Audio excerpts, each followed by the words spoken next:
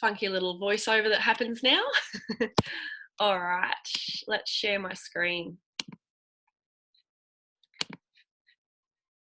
Okay, can everyone see that? If I can't see you on the screen, you can give me a little thumbs up with your reactions as well. Christy, can you see that? Because yeah, good, I'm getting thumbs up. Awesome. Okay, let's get cracking. So just quickly to begin with, a little bit about me. There's a few new people in here. I have an undergraduate degree in psychology and a master's in public health. So I'm very, very interested in how the mind works and how the body works and connecting both of them to live the absolute best life we can. I have built 2 gyms from the ground up, one in Muswellbrook, which was a CrossFit gym, and then I moved up to the beautiful Sunshine Coast where I am now, and I have Strength City with my husband. So that's a bit about my background. Nearly 10 years in the fitness industry with group fitness, one-on-one training, as well as nutrition now. I have 2 beautiful young kids who Letty is 2 on Friday. I don't know where the time's gone, and Koa is just over 4. I also run an Airbnb, so I've got lots of different things going on, lots of hats. So I understand the importance of health and how much of an impact it can have on all the other different areas of our lives. And I also understand how busy mums can be. So the way I approach nutrition is a bit of a no nonsense and like to the point, because we don't have time to cook a heap of different meals for everyone, or, have a heap of random ingredients and all that sort of stuff. So I love the psychology and the mindset behind nutrition, and we're going to talk a bit about that tonight. So let me just scroll this over here. Okay, so more importantly, I help women enhance their confidence and realize their potential through sustainable nutrition, strength training, and holistic wellness. But more specifically, I want to help women, and this is more so recently, stop the yo-yo dieting, drop the restrictions, and have a healthy, sustainable relationship with food. Because I come across so many women who are caught in the trap of fads and calorie deficits and not knowing what to eat and having all these rules and restrictions. And I want to be able to break that down in a really doable, manageable, sustainable way. So I am guessing you are here because you are sick of jumping from fad to fad or trend to trend, only ending up where you started. You want a positive body image and the confidence to match. You need support with emotional or stress eating. Need flexible and easy to follow meal plans with family-friendly recipes. Understand that in order to thrive, you also need help with sleep, movement, and stress management. And you want to thrive in life, but the demands of motherhood and all the other chaos that comes with that, you feel that you are always on the bottom of the list. So they're just a few of the things that I assist my nutrition clients with. And I want to say I feel you. I feel this. I have been there. I have been on fad to fad. I've been on trend to trend. I've been in a ridiculously small calorie deficit, getting down to 58 kilos and still not being happy with myself. I've been there not wanting to wear a bikini to the beach, not being flexible with my nutrition, having that closed mindset and rules, and feeling like I've failed if I haven't ticked all the boxes that day. So I've been there. I feel you. I know where you're at. And I know how to move forward out of that situation. So tonight we're breaking down some common barriers to sustainable weight loss. So tonight we're going to address overeating, stress eating, time management, which is a big one, unsure of what to eat, and also limiting beliefs. So dropping into a bit of mindset and psychology tonight. So all those in a nutshell can basically be addressed by 3 big actions that will have an impact on your weight loss and sustainable nutrition. So let's have a look at the first one. The first one comes down to planning and prepping. So if you have issues with overeating, stress eating, time management, unsure what to eat, or limiting beliefs, I can almost guarantee that it will come down to one of these 3 things, and the first being meal prep and planning, because our list is endless. We work, we have kids, we've got a house to manage, we've got grocery shopping and all the activities. Like, we have an endless list. So I know that planning and prepping can be non-existent basically. Sometimes it's just grab as you go, or however that looks. But we need to acknowledge that everyone has the same amount of time. I know that some of the women on here, I work with you now, you're at my gym, you're at my past gym, you have kids, you travel a lot, like it's a real barrier. But it also comes down to priorities, and this is where I get real on things. It comes down to priorities, education, and to a lesser extent, boundaries. So let's touch on that a little bit. It comes down to priorities in that I overheard a conversation with my husband and someone at the gym the other day, and they were talking about meat from the butchers, like buying high quality meat. And he said, I don't have time for that. But in the same, I don't have money for that. But in the same sentence, he also talked about buying 2 new Xbox games for the weekend. So, you know, if you look at that perspective, then you need to have a look at your priorities. Like if you can't afford that, but you can afford this, it's just about where you're allocating your money, I guess, with regards to, now I'm going down a little bit of a rabbit hole. But anyway, it comes down to priorities, education, and so knowing exactly what to plan and prep, because some people can get a little lost in, they sit down, they're like, well, I don't know what to eat. And so I don't know how to plan, and therefore I don't know how to prep. So education is definitely one, and to a lesser extent, boundaries. So this is a big one that I've been talking to a few women about lately, is because they don't have the time to plan and prep and set goals and do things like that, attend the gym, they see that as time. But when we broke it down, it came down to a few of their boundaries, what they were saying yes to, over committing to, and things that they actually didn't want to do but were making themselves do. So one of the girls that I was talking to, she was doing canteen duty for a friend's kid, and she would do that like every week, and I'm like, what? Like, it's just, you know, overcommitting to something that was not even attached to her kind of thing, but she felt bad or she felt like she had to do it. So setting boundaries or lack of boundaries can also be interchangeable, I guess, with that whole time management issue. Okay, so moving on. When it comes to planning, we do want to plan from Monday through to Sunday, and we want to plan for breakfast, lunch, and dinner. And I know this might seem excessive to begin with. Sorry, I've got to let someone into the group. Admit. Cool. So yeah, this might seem excessive to begin with. Sorry, I'm still learning how to do all this. I need to move this out of my way. Okay, sorry. So this might seem excessive, but once we know how to plan and prep, then life just flows so much more easier. We save more money, we waste less food, and we're not stressed in the kitchen every night or grabbing things that are not in line with our goals. And it's as easy as just sitting down to something that I'm going to show you very soon. Planning is about having a collection of recipes, but not getting attached to those. So another thing that I talk about with my nutrition clients as well is not getting caught up with extravagant recipes that you have to have a million different ingredients for, because that can be complicated in itself. But knowing that you've got a few grab and go recipes, and then the rest of the week is simplicity.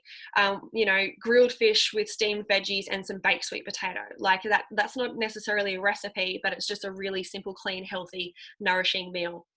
It's about looking over the week ahead and noticing any obstacles.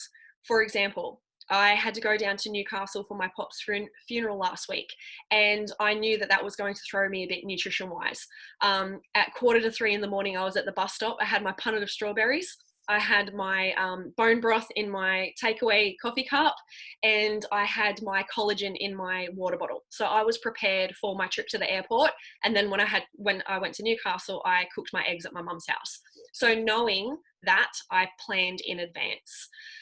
So having a look at any obstacles, even if you are talking to your husband at the time and saying, okay, what have you got on this week? What have we got on this week? So you can plan and basically make sure that you're on top of things before you get to them. So if we plan well, we should also minimize food wastage. So I'm big about this as well, but I'm not going to talk about environmental issues tonight. Okay, so this is like a sample meal plan, a planner that you could use to sit down on a Sunday night and plan for the week. So these are just a few suggestions that I've put in there. So you'd think, okay, what am I going to eat for breakfast, snack, lunch, snack, dinner? And obviously that's just an example because some people don't have the snacks in between. Some of the people that I work with, because of their work, they're only eating 2 meals a day, but they're very, very big meals. So planning what you want to have for breakfast each day, snacks each day, lunch each day, and dinner each day. And it could be as you could even put a takeaway night in there. Like if it's something that you do, because another thing that I talk about as well is quality of life. So understanding that something might not get you closer to your goals, but emotionally it enhances your quality of life because it's bonding with your family on pizza night on Friday night or whatever it is. And then we can delve closer into that and go, okay, well, if we want to maintain that emotional health and that quality of life and having that pizza night every Friday night, how can we make that a more nourishing option? So instead of having Domino's pizza, can we bond over homemade pizzas? I'm getting off tangent again, but that's something that you can incorporate within your meal plan as well. So what do you want to eat, and then plan it all out. And then next up is the prep. So this is based on your lifestyle. Before we go on, does anyone have any questions about planning? I'm just going to have a look at the comments. Throw any comments out as I go.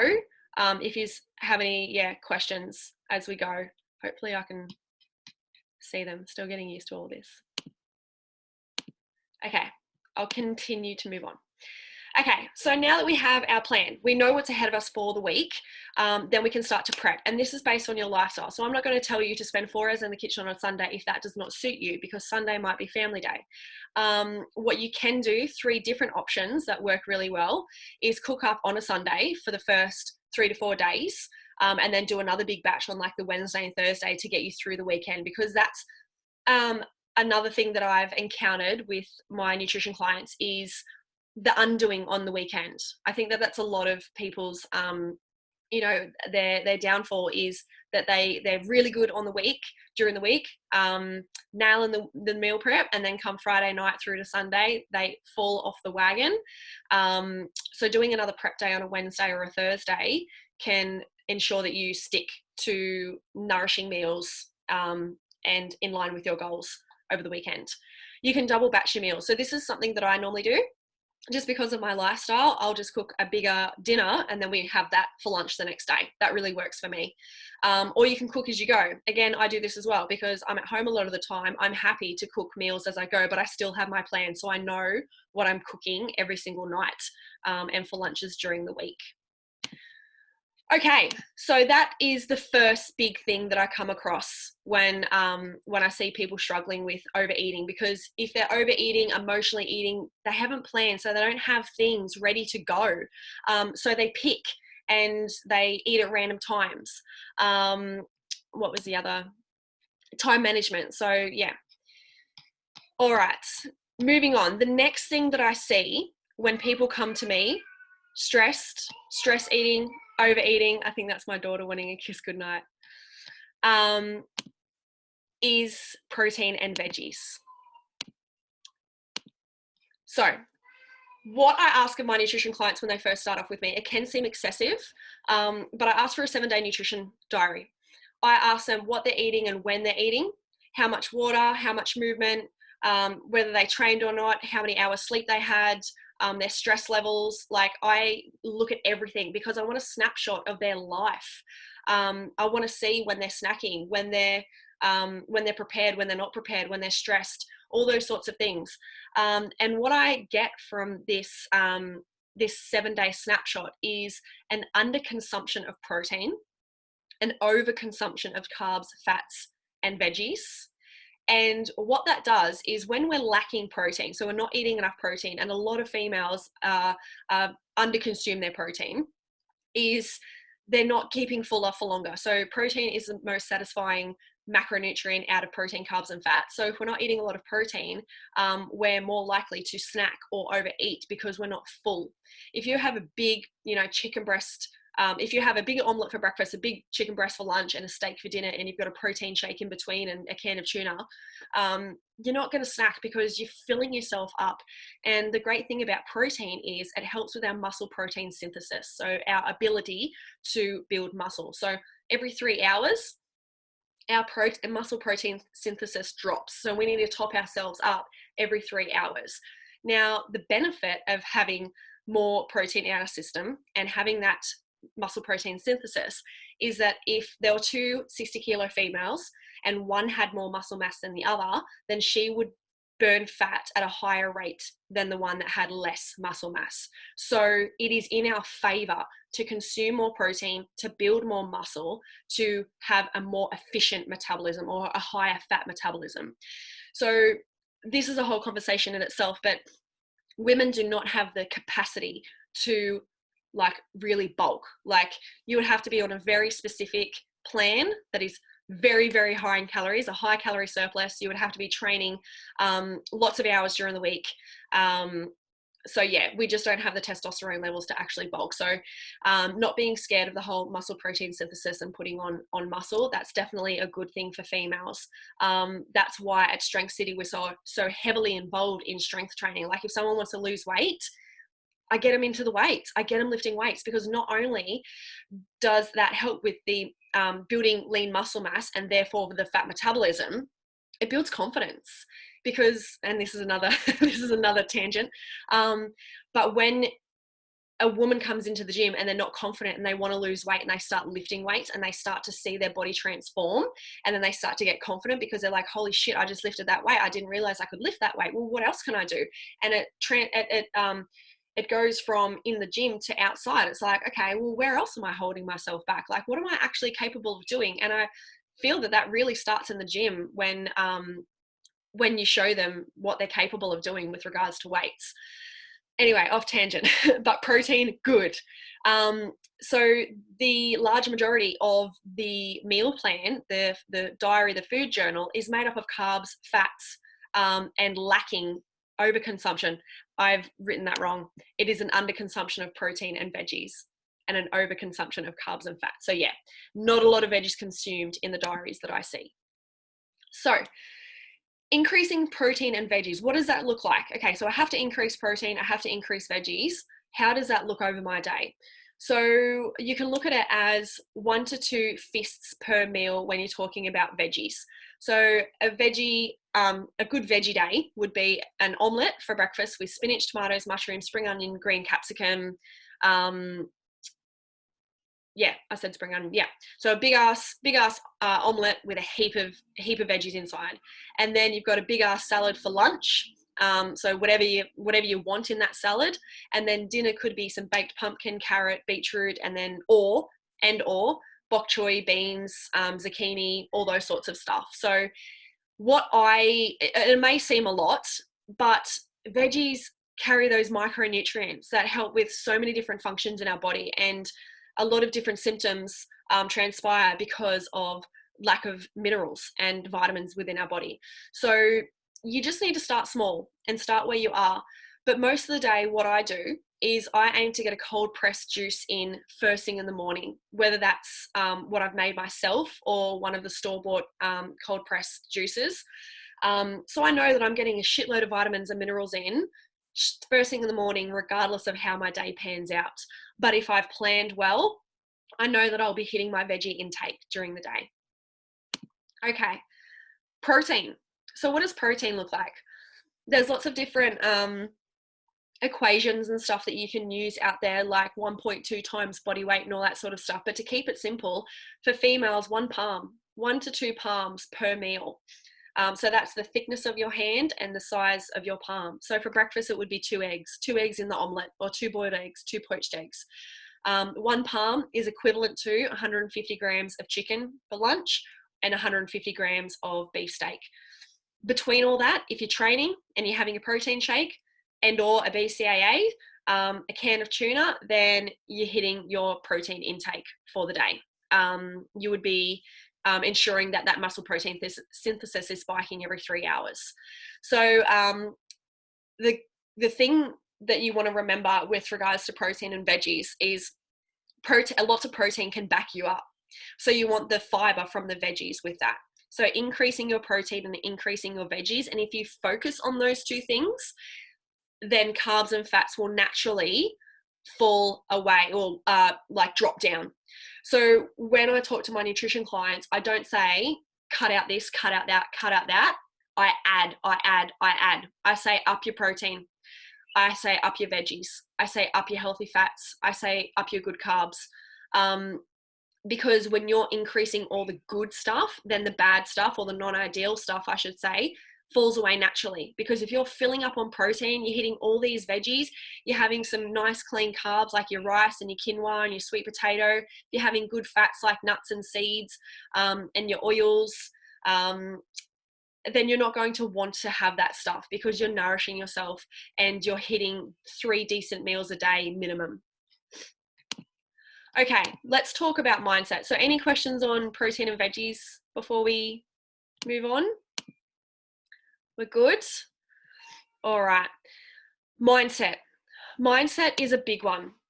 So breaking down rules and restrictions. So I've named a few of them here. Definitely throw me a reaction if you feel any of these. So instead of perfectionism, we want to try good enough. So the decent method you follow consistently is better than the perfect method you quit. So how many times do we get caught up in that? It's like, I still remember, God, I don't even know what age I was, but I went on these shakes. And I had to have a shake for breakfast, a shake for lunch, and a normal meal for dinner. I would have been 14 or something. And my nan was like, babe, why are you doing this? And after a couple of days I quit and I felt like shit. But it's like you're setting yourself up for failure because it was so strict. Like, how could you maintain that for any longer than a couple of days anyways? So that's a really good one to remember. The decent method you follow consistently is better than the perfect method you quit.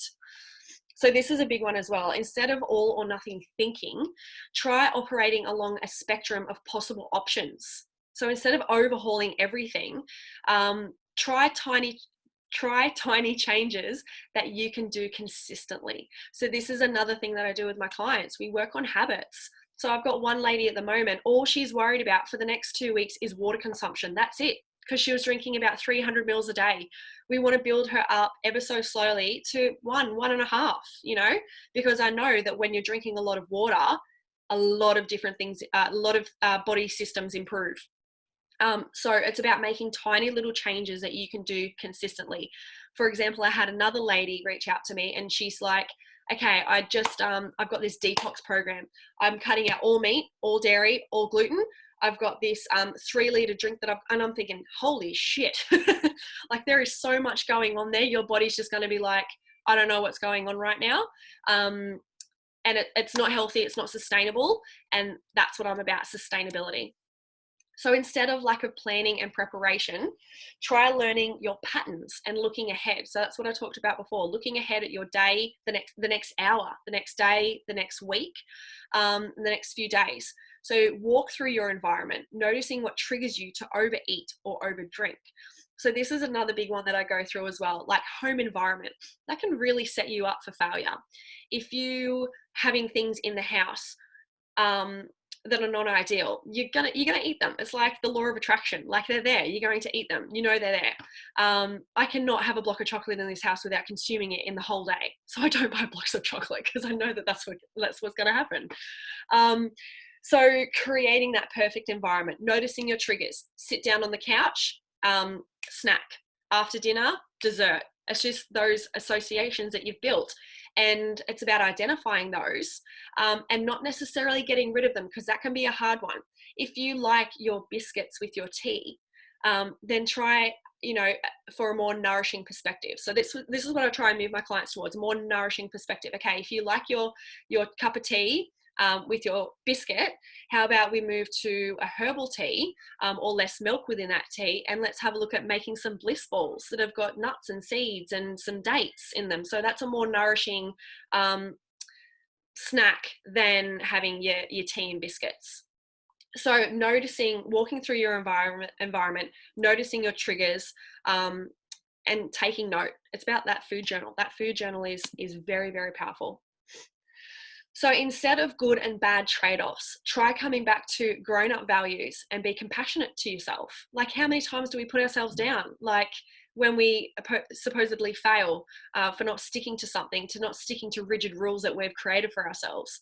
So consider cause and effect and stay true to who you want to be. So that's another conversation in itself, like taking actions in line with the person that you want to be instead of the person you are now. Like, if you're striving for certain goals, what would that person do? Would that person reach for X or Y, or would they go do X or Y?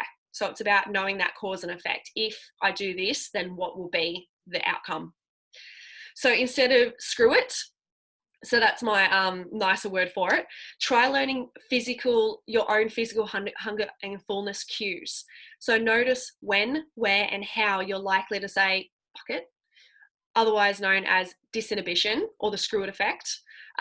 It's usually caused by food rules that we've want to rebel against. So noticing those times when you chuck it in the bucket. Is it when you've come home on a Friday night and you've had a wine and then you say, screw it, I'm going to have takeaway?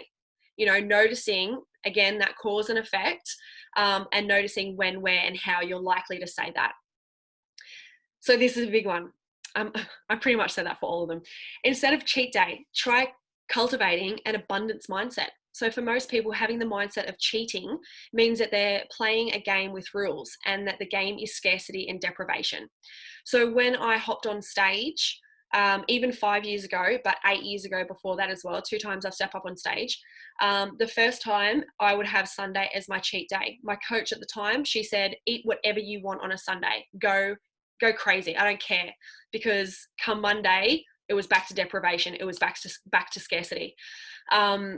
So I would be up at 6 a.m. baking cupcakes and I would eat the whole batch. I'm not even kidding. I would eat the whole batch of cupcakes. Now I eat what I want when I want because I don't have that scarcity deprivation. I know that I don't have to wait. I don't have to put myself through that. So having an abundance mindset when it comes to food. Lastly, instead of filling the void, try and get out of your head and into your life. So reaching for a snack or a glass of wine, I guess, is better than facing emptiness or sadness or loneliness. But the antidote is to do something, an activity that brings purpose and brings joy and meaning and connection to your life.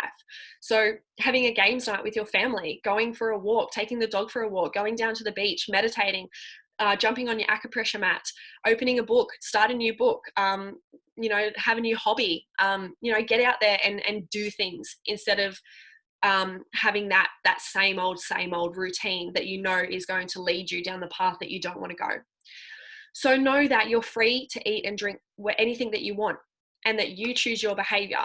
But just remember that different choices produce different outcomes and it is ultimately your call. Cool. All right. I'm going to stop share. Awesome. Thank you, girls, for that. If you have any questions, you can unmute yourself if you want to have a bit of a chat now.